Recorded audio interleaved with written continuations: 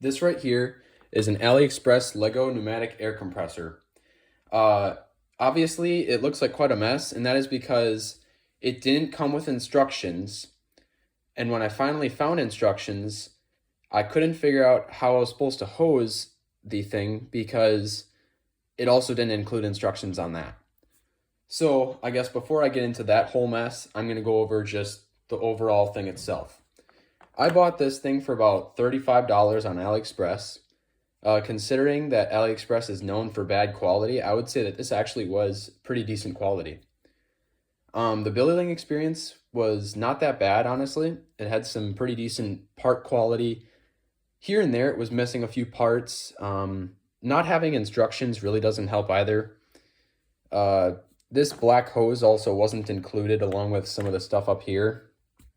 These are supposed to be down here in this lower compartment right here. But for specific reasons, I had to modify the entire thing to get it to work. I just love that. But yeah, it actually was pretty fun to make it work. So, just to go over the overall function here. It does run, it does work. I'm glad I can say that. While I was running tests before this video, I actually fried a switch, so RIP. It was junk anyways. I'm also going to be testing it with this cylinder because I figure why not. And also, this cylinder wasn't provided in this, along with this part here and a few of the parts on this switch component. I got those separately in a separate King provided by...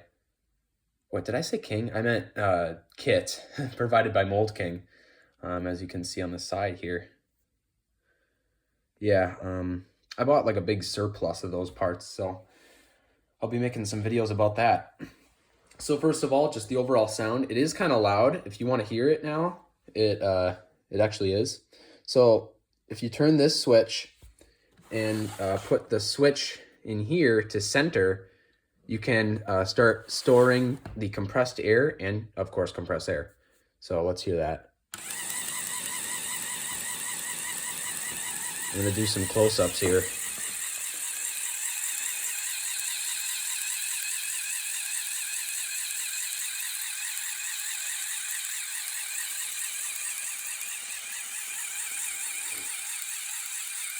Overall, I did a decent job hooking up the hose system, minus this mess in here and some of this stuff in the back.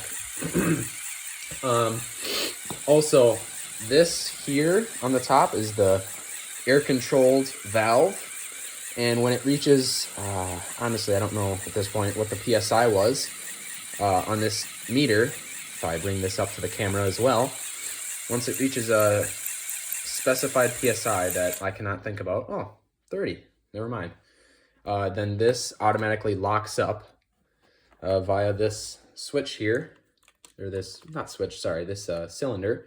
It pushes this switch with enough force stored by the air tanks, and that is switched to center, so the switch is closing the system.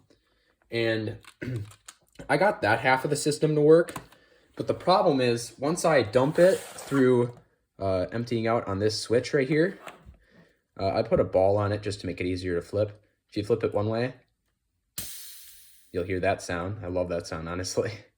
Reminds me of semi-trucks. This is supposed to, not with this setup, but with rubber bands, it was supposed to have a setup where it would go right back to compressing air again when it knew that it was low on air, just like a real air compressor. But unfortunately, for this video's purposes, I spent well over 6 hours trying to figure that out, so I ended up just thinking, skip it, I don't care.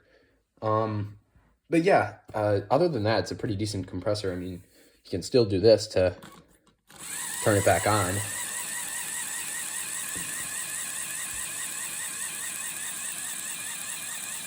There we go. So yeah, I mean, there's nothing too crazy about this thing, honestly. I wish that the seller would have told me that there was no instructions provided. But I just went online, searched for about 15 minutes, and I found a PDF Um, I guess some details while this thing is compressing here. I got this about a week and a half ago, and it took me 2.5 weeks to ship, so not that bad, I guess. Like I said, it was $35. Overall, I would give this maybe a 3-star rating.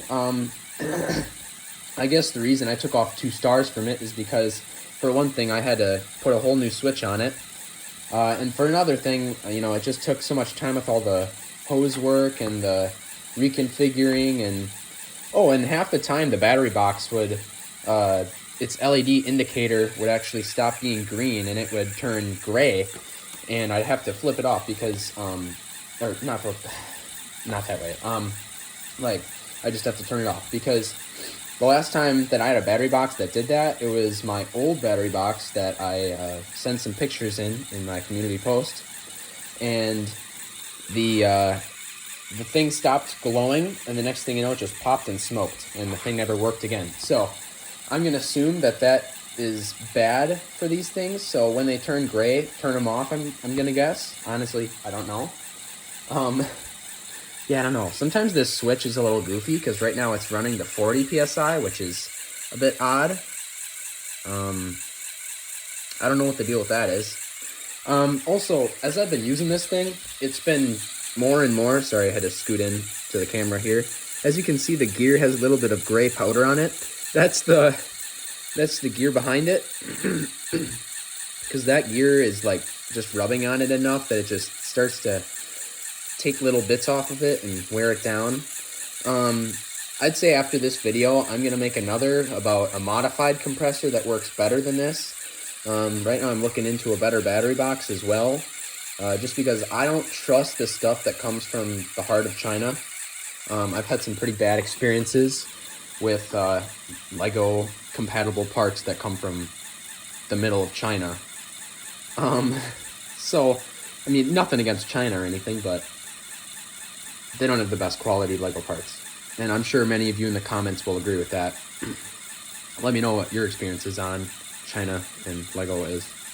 So, like I said earlier, I have this cylinder, and just for example purposes, I want to try... I'm going to shut this off here. Oh yeah, I can run backwards too. And it sounds a lot better running backwards. I'm going to try running this cylinder, or at least like having it move, so you guys can see how that looks. Here, if I just disable the old switch system, there we go. Yeah, every time I take it off a high pressure system, like any hose off of the systems, they all make like a really loud pow, or like a pop or like a bang noise. It's crazy.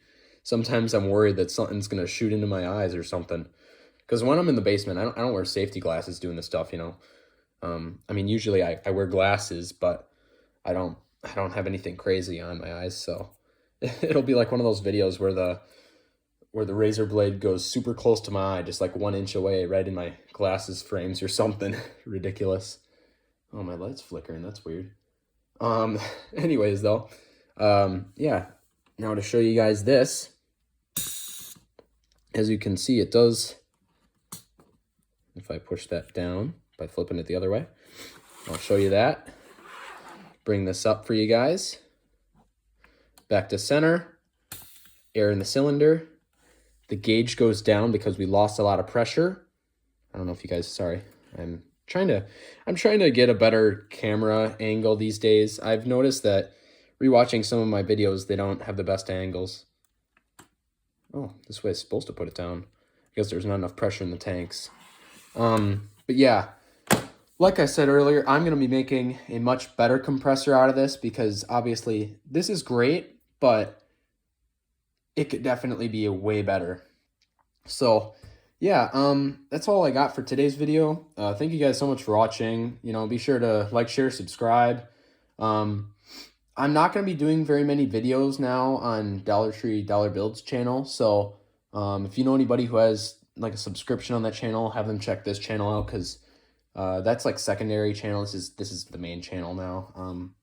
I don't know, for a while I was trying to get that going, but ever since then I just haven't gotten the time for it. I've got more time for this than that. So yeah, Thank you guys so much for watching. Be sure to comment down below what your experiences with Chinese Lego are, and yeah, see you guys in my next video. Bye.